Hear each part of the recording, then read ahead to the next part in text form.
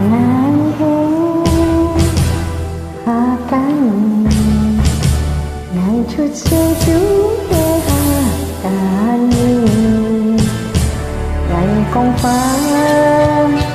hạ cả phá ngày trong cô ra hạ cả cô ai thế cả ôi kim tên hát ca phun pha họ ca nhìn xe tết lòi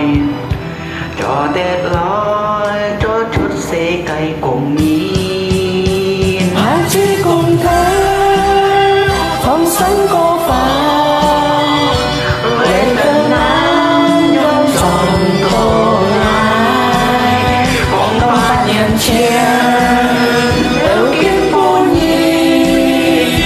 hai chế cả khi tết hát ca buồn phá ngày hạ ca nhìn ngày chút xe chú hê hạ ca nhìn ngày con phá ca mà trong cô ra cả cô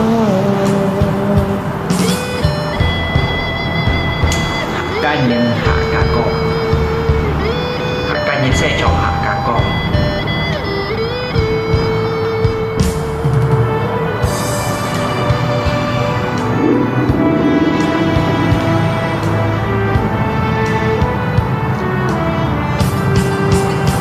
ngày chỉ cùng theo phong sóng qua lên ca nắng nhóm tròn đồ ngày ông ba nhân chia đâu kiếm buồn đi hãy thế cả khi tết hát ca buồn phá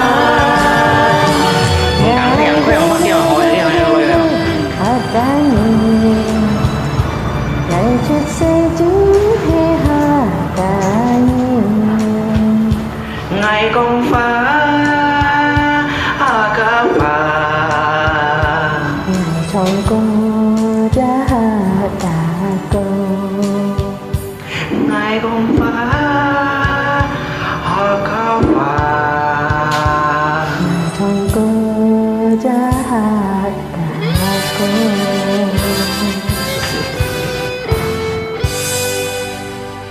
谢谢感谢，太谢家啦！